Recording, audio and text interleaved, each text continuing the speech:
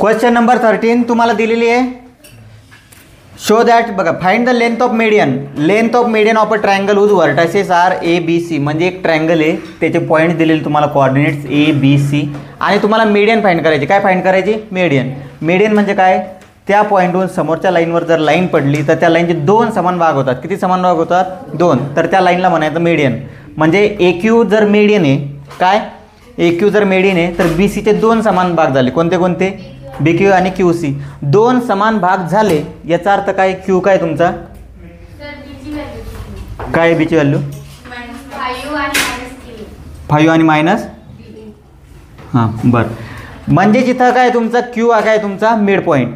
आता बघा ट्रायंगलमध्ये यांना नावं दिलेली नव्हती आपण घेऊ शकतो. लेट ए क्यू, त्याच्यानंतर ए क्यू, त्याच्यानंतर कोणती घ्या? बी आर आणि त्याच्यानंतर C P R the medians of triangle.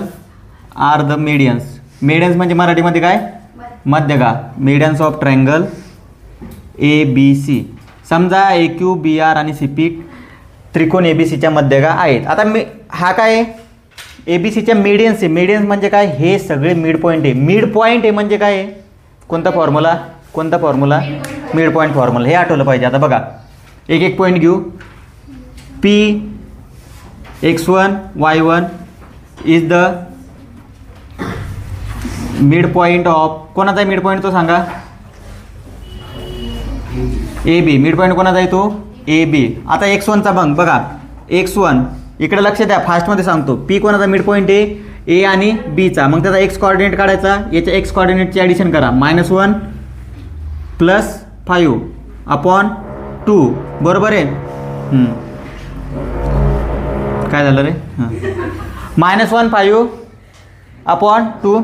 त्याच्यानंतर y1. अरे लक्ष द्या ना. त्याच्यानंतर y1 तिकडे काही असू दे, इकडे लक्ष द्या. 1 - 3. बरोबर आहे?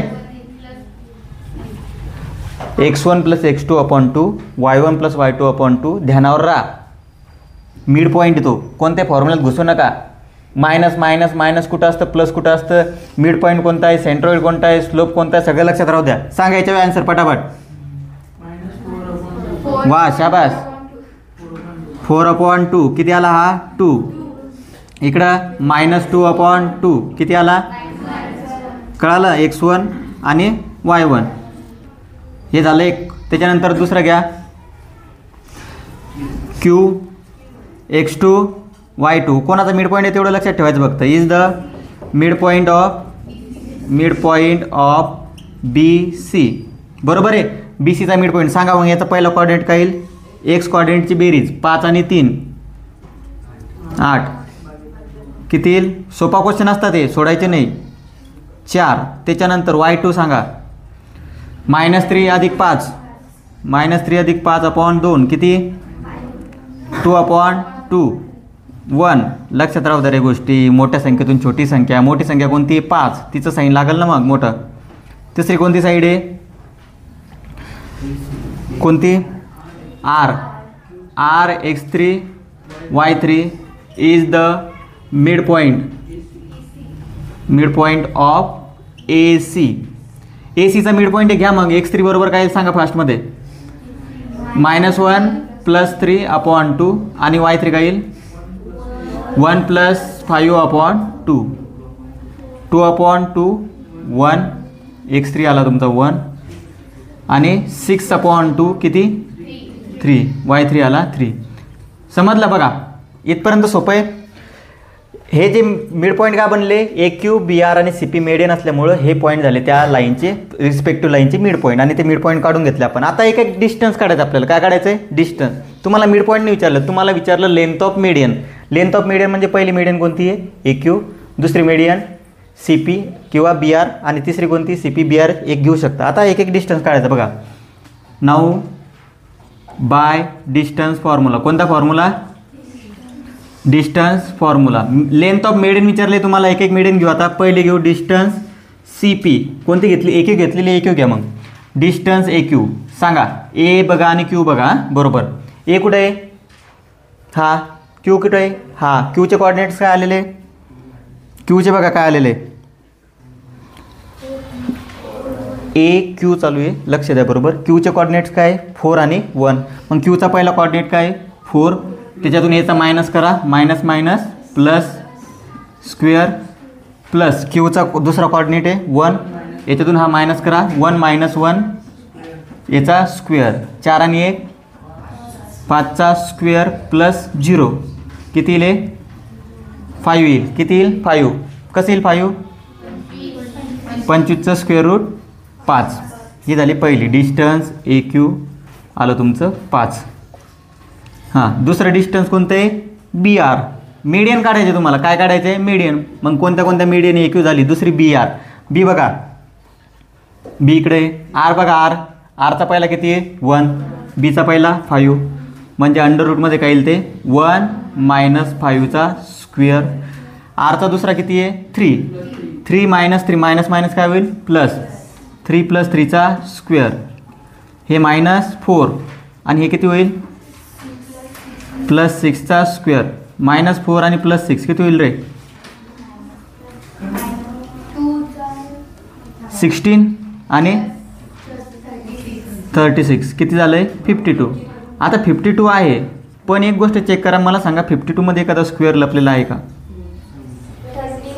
13 × 4 बरोबर आहे. काय 52ला कसं लिहू शकतो 13 गुणिला 4, 13 गुणिला 4 म्हणजे 52, 4चं स्क्वेअर रूट येतं 2√13.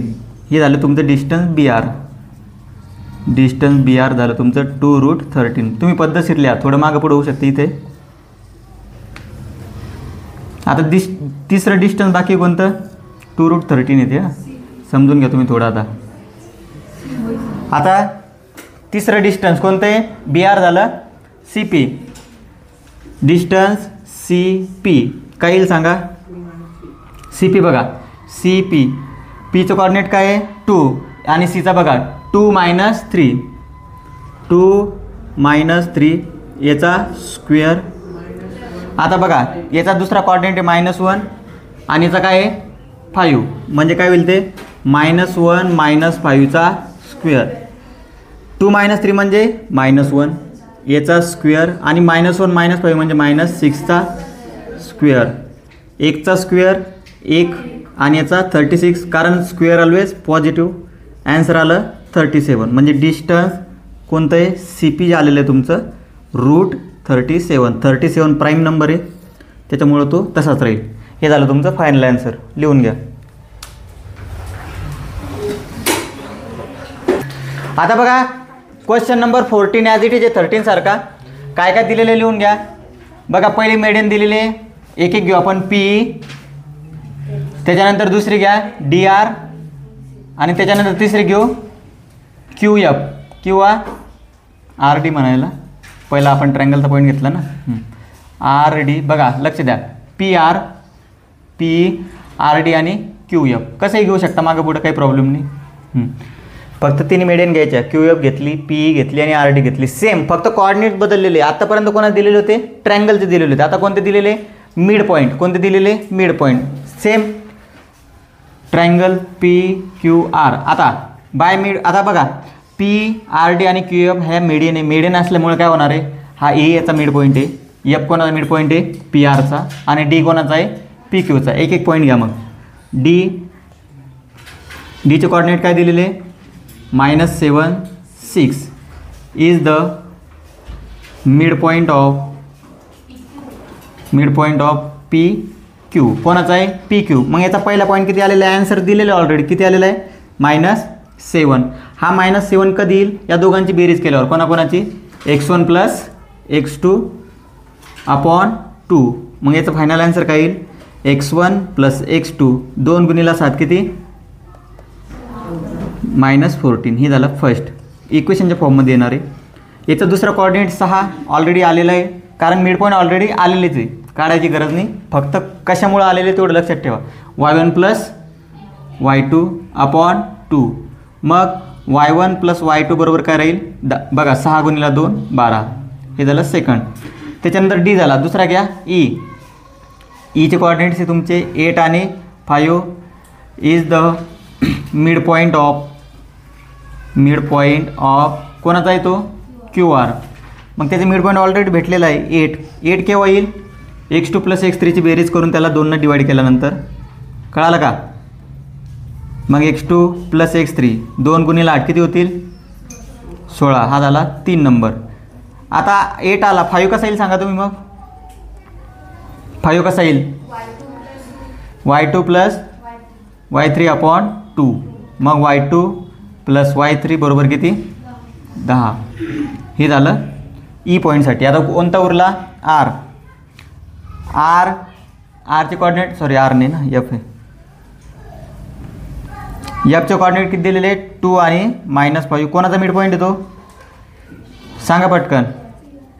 PR is the mid point of PR. मग 2 केव्हा येईल सांगा तुम्ही? आता हा 2 केव्हा येईल? x1 + x3 बरोबर आहे. x1 + x3/2. मग x1 + x3 बरोबर किती? 4. हे झालं 5 नंबरचं. आणि -5 केव्हा येईल? y1 + y2/2 y3. y1 + y3/2. y1 + y3 5 दुनी 10.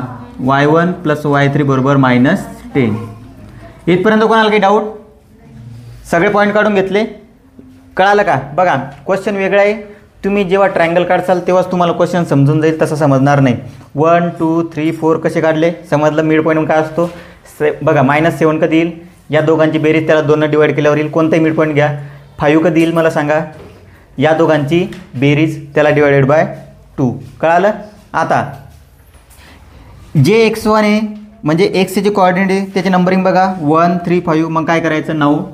सिंपल क्वेश्चन आहे. ॲडिंग 1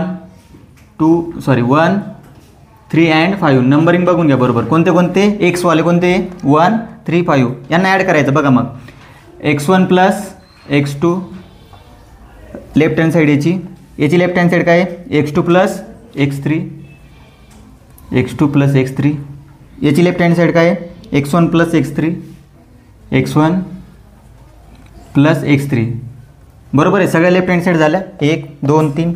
राईट हँड साईड बघा 14 16 आणि 4 -14 + 16 + 4. समजला? आता x1 किती वेळेस आहे? 2. x2 किती वेळेस आहे? 2. आणि x3 किती वेळेस आहे? 2. मग असं लिहिलं तर x1 + x2 + x3 आणि ट्वाईस जर कॉमन घेतलं चालेल का? इकडे सांगा किती येईल?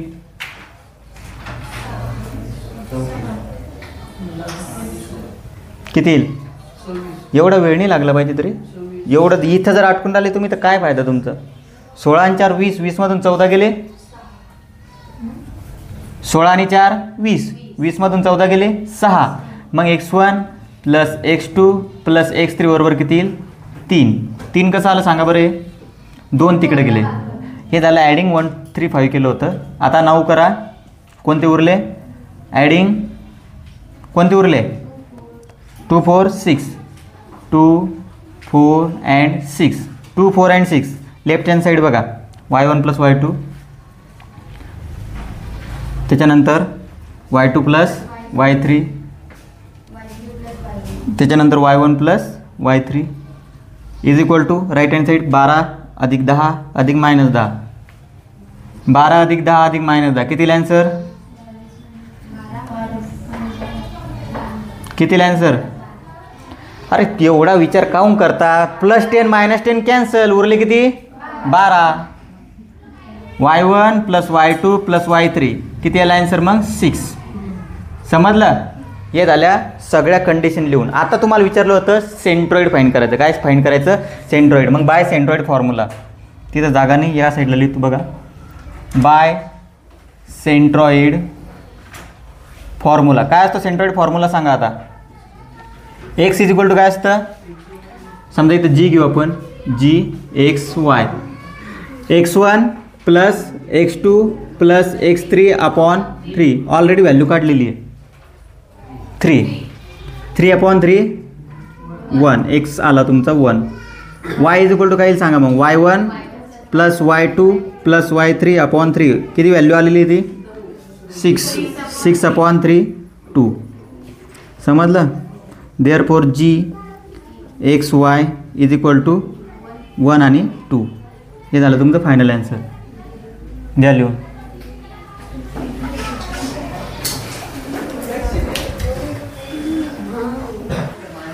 हा कोऑर्डिनेट चेंज झालेला आहे. ॲन्सर आपलं या कोऑर्डिनेटनुसार बरोबर आहे. ॲन्सर काही चुकलं नाही. हे रायटिंग मिस्टेक झाली. 2 - 2 बरोबर आहे. आपण -5च्या हिशोबाने आपला ॲन्सर आलेले बाकी सगळे. तुम्ही हा क्वेश्चन परत एकदा सोडवा घरी. कोणत्या मेथडनं? -2 घेऊन. काय घेऊन? -2 म्हणजे काय कोऑर्डिनेट येतो? F कुठे? हाच वाटतं F आहे ना. काय केलं होतं आपण? हाच कोऑर्डिनेट येतो. म्हणजे इथं तुमचं फक्त काय येईल? -2 आणि इथं किती येईल मग? -4. म्हणजे इथं किती येईल? -10च्या ऐवजी -4. 22 आणि 10 12 आणि 10 22. 22 मधून 4 गेले 18. इथं किती येईल? 18. म्हणजे ऑप्शन काय येईल तुमचा? तो पहिला काय आला होता? 1 आणि 18/3 म्हणजे किती? 6. 1 आणि 6 ऑप्शन एक मागं नाही. 1 आणि 3 आहे का? हां हे 1 मिनिट. हे 2 डिवाइड करायचं बाकी आहे. इथे येईल 9. इथे येईल तुमचं 9/3 म्हणजे ॲन्सर काय येईल? 1 आणि 3. आपला क्वेश्चन चुकला नाही. पॉईंट चुकल्यामुळं ॲन्सर वेगळं आलं. तुम्ही पॉईंट बरोबर घ्यायचा एक्झाममध्ये. समजेल ना? एक्झाममध्ये पॉईंट बरोबर घ्यायचा. सांगत नाही तुम्ही एवढे जण आहे तरी सर हा पॉईंट चुकला म्हणून. सगळं मीच बघू का? एखाद्या वेळेस सांगायचं की सर हा पॉईंट चुकलेला आहे. म्हणजे लक्ष असतं तुमचं. याचा अर्थ चांगलं लक्ष असतं तुमचं. Question number 18. क्वेश्चन नंबर 18 बघा. हा क्वेश्चन परत होमवर्कला घ्या तुम्ही. क्वेश्चन नंबर 14 ते पॉईंट बरोबर करायचे. 2 - 2. आणि क्वेश्चन नंबर 17 हे सेक्शन फॉर्म्युल्यावरती. म्हणून सेक्शन फॉर्म्युला विचारला होता तुम्हाला. 5.2 मधला पहिला क्वेश्चन जसा सोडवलेला आहे सेम असा सोडवायचा. 14 हा मागचा क्वेश्चन आहे. कोऑर्डिनेट बदलायचा. बरोबर आहे ना? आता 18 नंबरचा क्वेश्चन लक्ष द्या.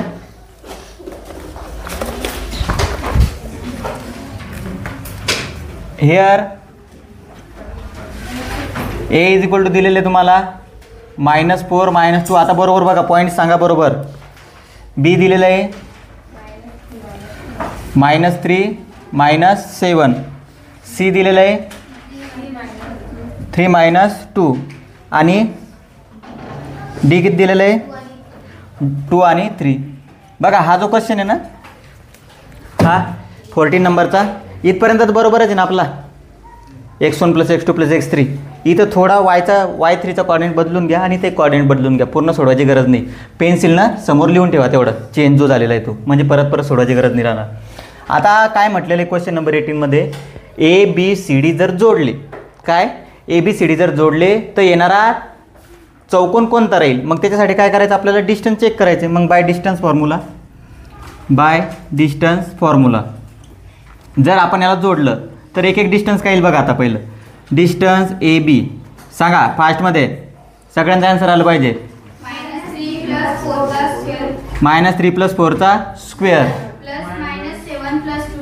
-7 + 2चा स्क्वेअर किती येईल? 1चा स्क्वेअर + -5चा स्क्वेअर. सांगा.